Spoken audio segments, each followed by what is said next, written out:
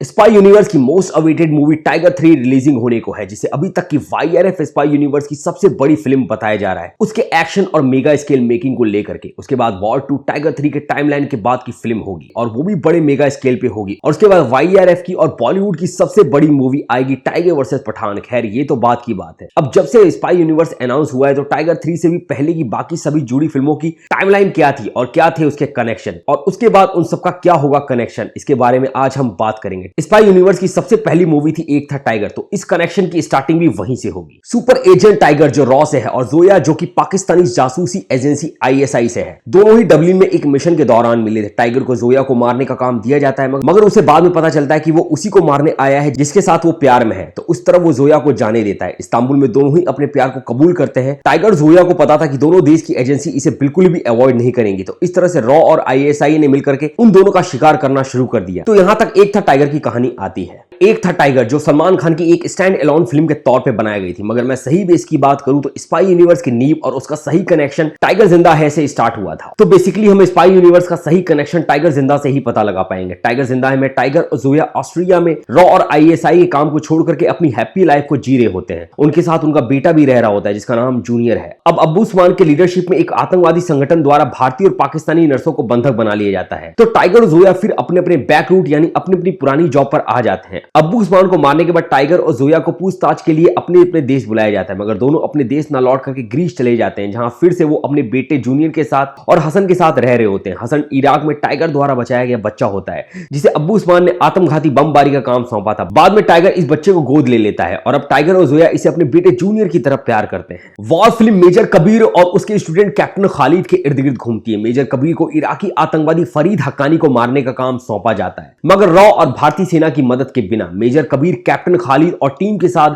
फरीद हक्कानी की इंफॉर्मेशन निकालने के लिए तिरकित जाते हैं। तिरकित वही जगह है जहां टाइगर जिंदा है खत्म होती है। अब्बू उस्मान की मौत के बाद यह बड़ी पॉसिबिलिटी हो सकती है कि फरीद हक्कानी वहां पर अगला बड़ा खतरा बन गया हो, जिसे मारने के लिए मेजर कबीर एंड टीम को भेजा गया हो। अब टाइगर जिंदा है और वॉर में एक और बड़ा कनेक्शन सामने आता है, वो है अनुप्रिया गोयंका का, जिन्होंने टाइगर जिंदा है में होस्टेज नर्स पूर्णा और वॉर में अदिति की भूमिका निभाई है। अगर आपने टाइगर जिंदा है देखी है तो उसमें नर्स पूर्णा अपनी शादी के बारे में बताती है कि उनकी जल्द शादी होने वाली होती है, और वहीं वॉर में हम आदिति को शादी करते हुए देखते हैं। अब टाइगर जिंदा है में पूर्णा होस्टेज बनी थी तो उसने बाकी के अपने लोगों को बचाने की कोशिश क्यों नहीं की? ऐसा इसलिए दोस्तों कि एजेंट आदिति एक मिशन पे थी जिस पर मेजर कबीर या कर्नल लूथरा का कमांड था, और मेजर कबीर जानता था कि अगर टाइगर वहां उनके साथ है तो वो किसी को भी कुछ होने नहीं देगा। इसलिए एजेंट आदिति नर्स पूर्णा बन के अपनी हिडन आइडेंटिटी के साथ उन लोगों के बीच इराक में अंडर कवर रहती है, और उसने अपनी रियल आइडेंटिटी को टाइगर और उसकी टीम के सामने भी नहीं आने दिया। पठान फिल्म में पठान और कर्नल लूथरा के कन्वर्सेशन से ये बात पता चलती है कि जिम एक रॉ एजेंट था जिसे सभी ने मान लिया था कि वो मिशन में मारा जा चुका है। उसके बाद उसके मरने के बाद उसे वीर पुरस्कार दिया जाता है। कर्नल लूथरा बताते हैं कि जिम और कबीर उनके दो बेस्ट एजेंट में से एक थे। वॉर के एक सीन में कर्नल लूथरा से कन्वर्सेशन के वक्त कबीर बताता है कि खालिद के पिता ने उसके बड़ी यानी उसके दोस्त को मार डाला था, मगर वही पठान में पता चलता है कि जिम को सोमलाई टेरिस के हाथों उससे पहले उसकी प्रेग्नेंट पत्नी को मार दिया जाता है। कर्नल लूथरा बताते हैं कि उन्होंने उस पैसे की मंजूरी नहीं दी थी जिसे टेरिस रॉ से डिमांड कर रहे थे। जिम ने इस पूरे घटना की जिम्मेदारी रॉ और भारत सरकार पर डाली और खुद को देश का दुश्मन बना डाला। अब टाइगर 3 में क्या होगा? मेरी कुछ डिकोडिंग ये कहती है कि ट्रेलर से तो ये पता लगा कि टाइगर 3 को देश का गद्दार साबित कर दिया गया है, जिसे वो अब खुद को प्रूफ करने में अपने और कई मुल्कों से दुश्मनी ले लिया है। आपने अगर ट्रेलर में देखा हो तो दोस्तों टाइगर की फुल फैमिली में इराक का उसका गोद लिया वो बेटा हसन कहीं भी दिखाई नहीं दिया। टाइगर 3 की काफी कुछ कहानी का ट्विस्ट उस पर टर्न हो सकता है उसके पास से, जहां या तो हसन को आतिश के गिरोह द्वारा ब्रेन वॉश किया गया हो या किसी ने उसे होस्ट कर लिया हो और उसी के नाम पे बहुत बड़ा गेम प्लान हो रहा हो उसके पास्ट की वजह से। इसलिए टाइगर को अपने बेटे के लिए गद्दार का टैग मिल गया हो जिसे वो अब अपने तरीके से हटाएगा, और वहीं आतिश टाइगर जिंदा है कि इराक में हुए टाइगर के क्लाइमेक्स वाले हमले का परिणाम हो सकता है, जहां से इस आतिश के नाम की कहानी शुरुआत हुई होगी। टाइगर की इसी वॉर में हो सकता है पठान या रॉ के ऑफिसर्स के मिसकम्युनिकेशन में उसके बेटे की मौत हो जाए, जहां टाइगर के बेटे की मौत की पूरी जिम्मेदारी पठान पे आ जाए जो टाइगर को पठान के अगेंस्ट करेगा, और वहीं से टाइगर वर्सेस पठान की कहानी आगे बढ़ेगी। और वहीं वॉर 2 में ऋतिक और एनटीआर का एक जबरदस्त फेस ऑफ हमें देखने को मिलेगा। मुझे जहां तक लगता है एनटीआर को पूरा निगेटिव न होकर के एक एंटोगेस्टिक कैरेक्टर यानी मेजर कबीर से पर्सनली रिवेंज के तौर पे उसे दिखाया गया कैरेक्टर होगा। वॉर 2 में नैना तो याद ही है आप सभी को। मेजर कबीर पे अभी तक उस चीज का बोझ है कि नैना को कबीर ने यूज किया था और नैना की मौत की वजह कबीर ही है। मुझे लगता है ये बात किसी और को भी चुभ रही है यानी एनटीआर को, जिसने कई सालों के बाद मेजर कबीर को ढूंढ निकाला है और उन दोनों में वॉर स्टार्ट हो चुकी है। और वॉर 2 का असली विलेन कोई और ही बनके निकलेगा, ना कि जूनियर एनटीआर। ऋतिक और एनटीआर क्लाइमेक्स में एक दूसरे को ज्वाइन करेंगे वॉर 2 के एंड गेम के लिए। तो दोस्तों ये था मेरा कुछ हद तक किया गया स्पाई यूनिवर्स की पिछली और आने वाली अपकमिंग फिल्मों का प्रेडिक्शन, जो मेरी बस एक फैन थ्योरी है। हो सकता है कुछ चीजें मुझसे मिस हो गई हो दोस्तों, प्लीज कमेंट सेक्शन में मुझसे शेयर करिएगा। वो वीडियो पसंद आया तो वीडियो को लाइक और चैनल को सब्सक्राइब करना ना भूले, साथ में बेल आइकन को प्रेस कर दे जिससे आपको मेरे लेटेस्ट वीडियो की हर एक अपडेट आप तक पहुंचे। नीचे इंस्टाग्राम का लिंक है दोस्तों मेरा, उसे जरूर से फॉलो कर लीजिएगा। मिलूंगा आपको अगले वीडियो में नई जानकारी के साथ द एके शो में। धन्यवाद।